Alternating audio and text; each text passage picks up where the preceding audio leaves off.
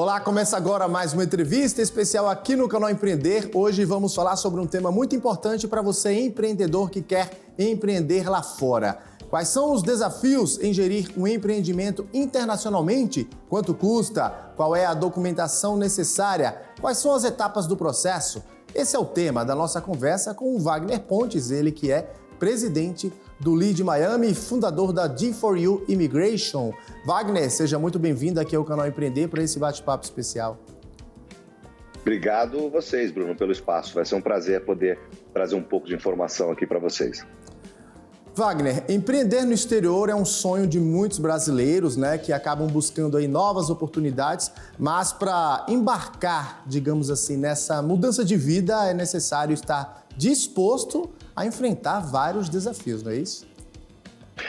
Bruno, eu diria que assim, claro, existe aquele importante desmistificar que não é o fato de você escolher, por exemplo, um país de primeiro mundo, vamos falar aqui especificamente dos Estados Unidos, né, que é o nosso core business, é o país ao qual nós mais trabalhamos com essa imigração. Não é porque você está escolhendo um país de primeiro mundo para empreender que está tudo certo. Muito pelo contrário, né? Muitas vezes você tem ali desafios diferentes. É claro, eu costumo inclusive brincar, usar uma analogia que é a seguinte: imagina que no Brasil o empreendedor ele precisa nadar em águas turvas, em águas turbulentas, né? Em ondas muito altas. E nos Estados Unidos ou em qualquer outro país de primeiro mundo, esse empreendedor ele precisa nadar num lake, né, numa água ali, num lago mais calmo. Mas o recado que fica é: precisa saber nadar de toda forma. Então, eu acho que a preparação, né, se preparar para as particularidades do mercado americano, eu acho que é o principal, né, a principal receita, o principal, né, enfim, a principal dica que nós damos aqui. O resto, obviamente, é aquilo que nós já sabemos. É um país que oferece ali muitas vantagens, se comparado, né, se a gente parametrizar com a vida do empreendedor aqui no Brasil, por exemplo. Então, você tem uma condição fiscal mais favorável, você tem incentivos, né, plurais aí, né, facilitando a vida do empreendedor, e você não tem uma lei trabalhista ou uma regulamentação tão estrita, tão restrita como é aqui no Brasil. Mas é necessário, obviamente, uma preparação focada para o mercado americano ou daquele país que você escolheu empreender. Ou seja, Wagner, além dessa preparação, como você bem falou, além disso, o que é preciso de fato para o brasileiro que está aqui hoje no Brasil, ele poder empreender lá fora? Aí fora, já que você está falando dos Estados Unidos, né? Hoje, particularmente, eu falo do Brasil, vim para uma viagem, né, para um compromisso profissional aqui no Brasil, mas sim, a nossa sede fica nos Estados Unidos, né, e eu moro já nos Estados Unidos há 8 anos. Mas vamos lá, Bruno, além dessa dica inicial de se preparar, se adaptar para o mercado que é diferente, apesar de mais facilitado, o mercado é diferente, eu diria que ter um olhar muito sensível à questão documental. A D4U Immigration trabalha com essa parte, né, levando empresários, profissionais para os Estados Unidos, e é muito importante iniciar fazendo a coisa da forma correta, né? Os Estados Unidos está aí de portas abertas, facilitando a vida do empreendedor e de vários profissionais das mais variadas formas, mas eles são muito restritos e são muito rígidos em relação às suas regras. Então, procurar constituir uma empresa da forma adequada não é difícil, é fácil. Tendo uma boa assessoria, você vai conseguir fazer isso até com uma certa agilidade. Então, constituir essa empresa da forma adequada, atuar, né, profissionalmente, trabalhar nos Estados Unidos, quando você tiver, de fato, o que nós chamamos de Work Permit, né, Work Authorization, ou seja, autorização de trabalho, fazer a coisa da forma correta, procurando aí uma consultoria que possa trilhar você no caminho adequado, com certeza o caminho será muito mais fácil. Ou seja, além do empreendedor ter essa oportunidade, digamos assim, de ter o seu negócio lá fora, seja nos Estados Unidos, seja na Europa, um profissional liberal também, é possível um profissional liberal também fazer parte dessa realidade e realizar esse sonho, né? Com certeza, Bruno. Desde 2017 para cá, existe uma jurisprudência nova chamada Matter of Danaher, tá? É o nome técnico aí da jurisprudência, que tem permitido diversos profissionais a obterem o Green Card, né, a residência permanente nos Estados Unidos. E muitas vezes através de um bacharelado mais 5 anos de experiência. ou para aquelas áreas que não necessitam de um bacharelado, como, por exemplo, muitos profissionais da área de TI, muitas áreas da área de TI, basta uma certificação para atuar na tua área e 10 anos de experiência, já é possível, ali já é o pré-requisito mínimo para se obter um Green Card. Então, sim, existe aí, né, um incentivo da USCIS, que é a imigração americana, né, a sigla da imigração americana, em facilitar a obtenção de Green Card, ou seja, facilitar, né, o visto de residência desses profissionais, se ele for de uma área de interesse nacional. É isso que o texto legal trata, tá? Posso citar para você aqui, Bruno, alguma das áreas de maior sucesso, né, para aquisição desse tipo de Green Card. A gente pode dizer aí a área de tecnologia, a área da saúde, a área de engenharia, né? É o que eles chamam numa sigla em inglês de STEM, né? Que é uma abreviação de STEM, que quer dizer Science, Technology, Engineering and Math. Ou seja, ciência, tecnologia, engenharia e matemática tem ali, né, sai um pouco, larga na frente no que diz respeito às chances de obtenção desse Green Card. E como eu disse, muitas vezes precisa apenas de um bacharelado e mais 5 anos de experiência. Isso pouca gente sabe e é um caminho aí bastante generoso para esses profissionais que pretendem morar nos Estados Unidos. Agora, Wagner, a gente sabe que para quem quer empreender lá fora, não é um custo barato, né? Até porque aqui nós temos o real, né? Uma moeda que, perante os Estados Unidos, perante os países da Europa como um todo, né? Tem uma certa desvalorização. E aí aqui a gente está falando de euro, falando de libra, falando de dólar. E como é que seria, então, já que a gente sabe que é um investimento alto, né? Infelizmente, Bruno, muito por conta dessa defasagem, né, dessa desvalorização do real frente ao dólar, falando especificamente do dólar, esse pleito migratório, de maneira geral, ele acaba custando um pouco mais. Quando a gente compara dinheiro por dinheiro, até que não é um pleito tão caro, né? A gente está falando aí numa média, né, para uma família, considerando aí honorários, taxas imigratórias e todos os custos que englobam um pleito como esse. Se a gente pegar aí um casal com 2 filhos, nós estamos falando aí em $20 mil de custo. Por que eu digo um casal com 2 filhos? Porque este benefício ele é estendido ao cônjuge, né, esposo ou esposa, e filhos menores de 21 anos, ou seja, todo mundo tem acesso a esse Green Card quando o aplicante principal tem êxito nessa aplicação. Mas voltando aos custos, estamos falando na casa de $20 mil, né, o que na conversão de hoje a gente pode trazer isso para casa dos R$100 mil. Então, claro, por conta da conversão, fica um pouco mais caro para os brasileiros, mas imaginando dinheiro por dinheiro, não é um pleito tão caro assim. Um ponto que vale a pena, Bruno, também reforçar é que antes dessa jurisprudência que eu citei há pouco, Matter of Tennessee, de 2017, um caminho muito utilizado pelos brasileiros para a obtenção desse mesmo Green Card, tá, era o EB-5, tá, que é um visto, né, um pleito ali para investimento, que na época exigia $500 mil, pasme, $500 mil de investimento nos Estados Unidos para que você pudesse obter esse mesmo Green Card. Então, quando você traça, né, e faz esse parâmetro hoje para esses profissionais dessas áreas que tem um bacharel mais 5 anos e que pode ali com $20 mil obter o Green Card, por mais que o dólar hoje esteja ali muito à frente do real em termos de valorização, ainda assim hoje em dia é um caminho muito mais barato do que era, né, antes de 2017. Então, são algumas das vantagens, né? Tirando esse custo alto, né? Que não é um custo barato, há algumas vantagens em empreender lá fora, né, Wagner? Não tenha dúvida, né? Eu citei no começo do nosso papo, Bruno, essa questão da flexibilização no que diz respeito à parte trabalhista. Acho que eu vou citar alguns pontos aqui, né, que saltam aos olhos dos brasileiros. Nos Estados Unidos, se você, né, tem ali o teu empregado, né, e por algum motivo você acha que, enfim, a parceria ela não está boa, normalmente você, né, faz ali o que eles falam de 2 weeks letter, né, então uma carta de 2 semanas de aviso, e tá tudo certo, você não tem nenhum compromisso, ou nenhuma penalidade, ou nenhum custo extra por conta dessa dispensa. O mesmo, não estou falando aqui só, né, do lado dos empregadores, mas o mesmo ocorre do lado do colaborador, que por algum motivo não está contente com aquela parceria e ele quer sair daquele trabalho, a regra é a mesma. Ele faz uma 2 weeks letter, uma carta de 2 semanas de aviso, e ele avisa o empregador, ele está livre para ir para o mercado. Por que eu acho, Bruno, que isso é extremamente saudável, né, e producente para o mercado, ao contrário do Brasil, que acaba sendo contraproducente? No Brasil, acaba se criando, com as regras trabalhistas que nós temos hoje, claro, melhorou um pouquinho nos últimos anos, mas acaba se criando um ambiente de chantagem, quase, um ambiente de dependência. Por quê? Muitas vezes o empregador ele não está contente com aquele empregado, tá? Falando aqui do Brasil, mas ele pensa duas vezes em dispensar, porque ele vai ter um custo elevadíssimo ali com essa demissão. O empregado, por sua vez, também. Ele muitas vezes pensa em pedir uma demissão, mas ele não quer pedir a demissão porque ele vai, né, muito provavelmente perder alguns dos benefícios.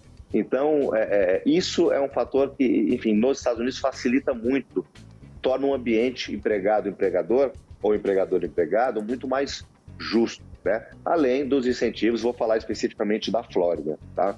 Flórida, Bruno, acho que você sabe, é aí o destino, né, queridinho dos brasileiros. Primeiro, pelo clima.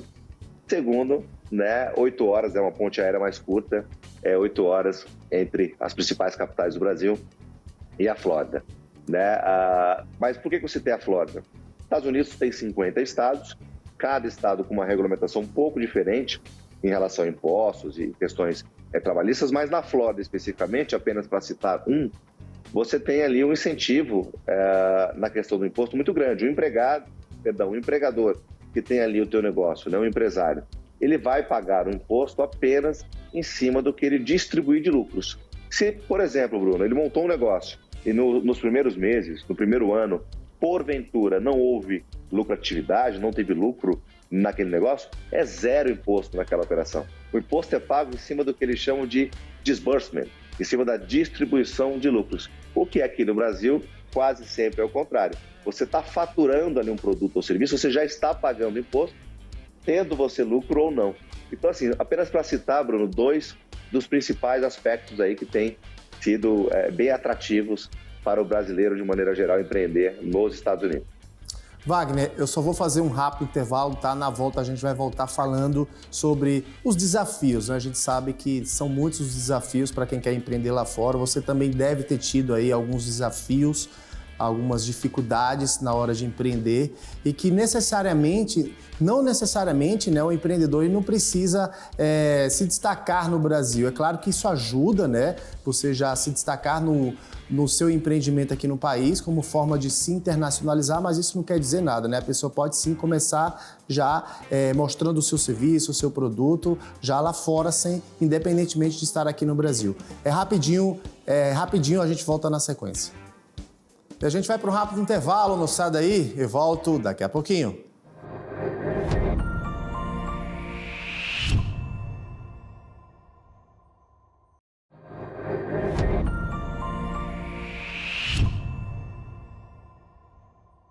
E a gente segue aqui com mais uma entrevista especial no canal Empreender, hoje falando dos desafios para quem quer empreender em um negócio no mercado internacional. E a gente segue conversando com o Wagner Pontes, que tem muita experiência em assessoria migratória.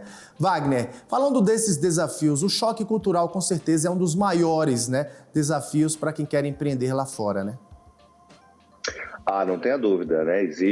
Falamos agora há pouco no bloco anterior, né, Bruno, sobre a atratividade que o estado da Flórida, por exemplo, tem, por conta do clima, por conta, né, de ser um estado ali mais plural no que diz respeito a imigrantes, mas nem todos os estados americanos e nem todos os países ao redor do mundo têm essa facilidade toda. Então, muitas vezes é necessário, de fato, uma preparação, seja para o clima, se você escolhe um estado, uma região um pouco mais fria, seja pelo idioma, né, que é sempre muito necessário, em alguns estados mais, em alguns estados menos. Eu citei agora há pouco, vou citar de novo a Flórida, onde muitas vezes no início esse imigrante ele consegue, né, ali contornar a situação e levar uma vida inicialmente sem o inglês, apenas com o espanhol, de novo, que é um estado muito plural, muito latino em termos de imigrantes, mas de toda forma, às vezes mais, às vezes menos, essa adaptação, né, essa preparação cultural, ela é muito importante. É verdade, Wagner. Eu tive a experiência de morar 1 ano em Miami, isso já tem 23 anos, e de fato, né, a gente consegue aí se virar com o espanhol, mas é claro, dependendo do tipo de prestação de serviço que você venha a fazer aí lá na Flórida, você de fato precisa ter aí um certo conhecimento do idioma também nativo, que é o inglês, né? Mesmo sabendo que o espanhol também é a segunda língua, já que a Flórida, pelo menos Miami, lá na época, 60% da população era praticamente de cubanos, né? Até por conta daquele benefício, né, que o governo americano concedia aos cubanos que chegavam em terras americanas, né? Mas aí eu te pergunto, voltando agora para a gente aqui, para o brasileiro, a gente sabe, né, Wagner, que o brasileiro ele é conhecido sim por oferecer aí um ótimo serviço e devido a toda essa fama, a aceitação, né, do público estrangeiro, no caso do americano, é mais natural, né? Eu, por exemplo, tive a oportunidade de trabalhar em várias áreas aí lá nos Estados Unidos e, de fato, eu fui muito bem recebido. Realmente, Bruno, essa questão imigratória ela mudou bastante, né? Tanto o perfil do imigrante ele tem mudado bastante, né? Há muitos anos atrás, normalmente, a grande massa que migrava para os Estados Unidos era ali um perfil, né, que ia para trabalhar em qualquer tipo de trabalho, né? De um tempo para cá, especialmente de uma década para cá, e também depois dessa jurisprudência de 2017 para cá, profissionais capacitados conseguiram também imigrar de uma forma legal, da forma correta para os Estados Unidos. Então, elevou ali um pouco, né, o padrão, né, o nível desses profissionais que imigram para os Estados Unidos. Então, de maneira geral, a gente pode dizer que a América, tá? A Flórida é um caso à parte sempre, mas a América, de maneira geral, tem sido cada vez mais acolhedora para com esses imigrantes. Os Estados Unidos já entenderam que quem construiu, né, esse país maravilhoso foram os imigrantes, né? Em muitas áreas, você tem ali uma atuação muito importante, muito relevante dos imigrantes. Praticamente você não encontra americanos trabalhando em alguns segmentos nos Estados Unidos, né? E de maneira geral, né, falando agora de profissionais, né, como a gente chama high skilled workers, né, profissionais mais bem capacitados, como a própria imigração chama, você tem um destaque muito grande ali para os profissionais brasileiros, especialmente na área de tecnologia, especialmente na área de engenharia. Tá? O brasileiro ele é conhecido muito por essa sua criatividade, né, por esse jogo de cintura que muitas vezes o americano ele não tem, né, e profissionais da Europa também não têm. Então, de maneira geral, posso dizer que, e a D4U, né, como maior empresa de imigração da América Latina atualmente, nós podemos dizer que, a grosso modo, o profissional brasileiro ele tem se destacado cada vez mais nos Estados Unidos, e os Estados Unidos, ao contrário do que muitos pensam, né, está aí de portas abertas para esses profissionais bem capacitados.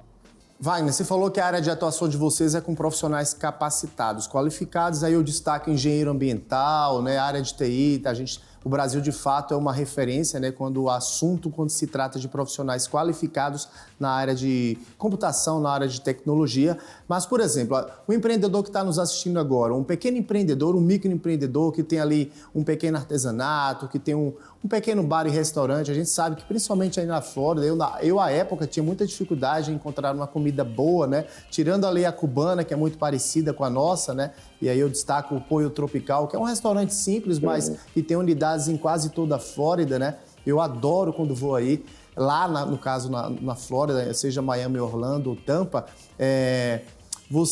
para quem está nos assistindo, para quem tem um pequeno negócio aqui que quer empreender, a D4U Immigration também faz esse tipo de atendimento, presta esse tipo de serviço para quem quer. Eu tenho um empreendedor aqui que é artesão e ele quer levar as peças dele para vender em Miami, como a gente tem vários artistas brasileiros, né, já nos Estados Unidos aí, mostrando o seu talento. É possível? Com certeza, Bruno. Eu citei há pouco essas áreas, né, como áreas de maior destaque. Eu tenho um programa, né, específico, STEM, né, que trata de Science, Technology, Engineering and Math, ou seja, ciência, tecnologia, engenharia e matemática, mas este tipo de Green Card não é apenas para esses profissionais. Esse é apenas um dos caminhos, tá?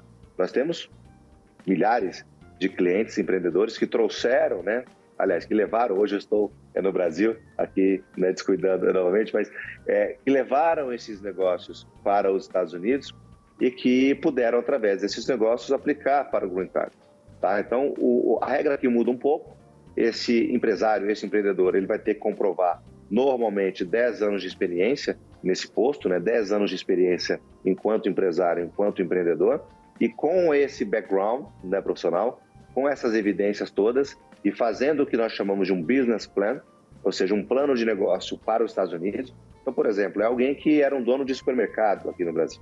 Tinha aqui o seu pequeno supermercado e ele quer atuar no mesmo segmento, ora. É a área que ele sempre atuou, ele tem expertise. Então, basta comprovar 10 anos de experiência, né, nessa área, fazer um plano de negócio desse novo supermercado ou algo correlacionado, não precisa ser exatamente a mesma coisa. Exemplo, se nos Estados Unidos ele não quiser um supermercado em si, mas ele quiser um açougue, né, trabalhar com carnes, desde que seja uma área correlacionada e tenha um link com esse passado profissional dele, é possível sim a aplicação para o Green Card. Nós temos milhares de casos aprovados com esse perfil. Ou seja, Wagner, para quem está nos assistindo, tendo aí uma boa consultoria, uma boa assessoria, buscando uma agência especializada, né, uma assessoria especializada nessa migração, né, seja na Europa, seja nos Estados Unidos, a verdade é que abrir uma empresa lá fora não é nenhum bicho-papão, né? E para quem está nos assistindo aqui e quer empreender lá fora, o que é que você destacaria, que dicas você nos traz aqui para quem quer, de fato, rumar para os Estados Unidos, ir para a Europa? Quais as dicas de sucesso, as dicas de ouro, além de todas as pontuações, os pontos que você destacou aqui durante esse bate-papo? Olha, verdade, viu, Bruno? Infelizmente, essa informação, tudo que a gente conversou aqui, e olha que a gente conversou, né, pouco, aqui menos de meia hora até agora, ainda é muita novidade, né, para os brasileiros especialmente. É muita informação, né, Wagner? É muita informação. E o que acontece? O leigo, né, o brasileiro de maneira geral, ele acaba tomando conhecimento de forma muito rasa daqueles principais vícios. Se eu quero morar nos Estados Unidos, eu tenho que investir $500 mil ou mais. Se eu quero morar nos Estados Unidos, eu tenho que casar com um cidadão ou uma cidadã americana. E não é. Hoje, vou trazer um dado aqui, pasmem, existem mais de 160 caminhos, né, possibilidades imigratórias e não imigratórias para os Estados Unidos.